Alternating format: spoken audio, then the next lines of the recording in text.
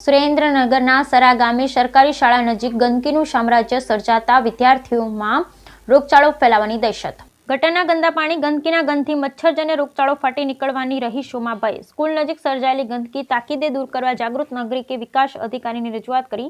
સુરેન્દ્રનગર જિલ્લાના મૂળી તાલુકાના સરા ગામે સરકારી શાળા નજીક આજુબાજુ રહેણાંક વિસ્તાર આવેલો છે, ત્યારે ઘણા સમયથી ગંદકી અને કચરાના ઢગલાનું સામ્રાજ્ય સર્જાયું છે।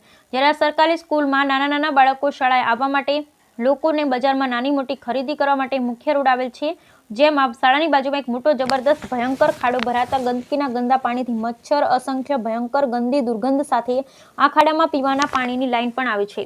ત્યારે ગંદુ પાણી પીવાની નોબત પણ આવે તેવી શક્યતા સેવાઈ રહી છે અને નાના બાળકોને સ્વાસ્થ્યનું જોખમ પણ રહે છે। અને 5 મહિનાથી સરા ગ્રામ પંચાયતને લેખિત અને મૌખિક રજૂઆત કરવા છતાં આ ખાડા કાન કરી રહ્યા છે। આ ગંદકીનું સામ્રાજ્ય હટાવવાનું ધ્યાને આવતું નથી, ત્યારે જાગૃત નાગરિક રાજુભાઈ સોલંકીએ મૂળી તાલુકાના વિકાસ અધિકારી સાહેબને વિનંતી કરી છે કે આ ગંદકી દૂર કરવામાં આવે તેવી લોકમાંગ કરી રહ્યા છે। બ્યુરો રિપોર્ટ મહેશભાઈ ઉતેરિયા, સુરેન્દ્રનગર।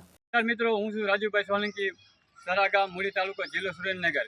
મૂળી તાલુકાના વિકાસ માટે કાગળ ઉપર રહી ગયો હોય ત્યારે તમે જોઈ શકો છો ગંદકીના દ્રશ્ય કેવા દેખાય છે। અને હાલ ઘણા સમયથી 4 થી 5 મહિનાથી મીડિયામાં અને ન્યૂઝમાં, પેપરમાં આપીને થાક્યા, પણ તોય આ કામગીરી કરવામાં નથી આવી।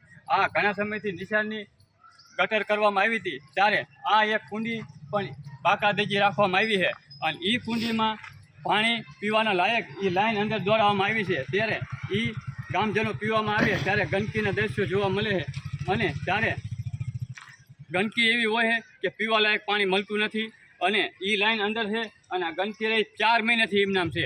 અને આ દલિત સમાજના મુખ્ય શેરી આ મેન છે। બજારમાં જવામાં, બકાલું લેવા જવાનું હોય કે અન્ય ખરીદી કરવા જવું હોય તો અહીંથી જ પસાર થવું પડે છે।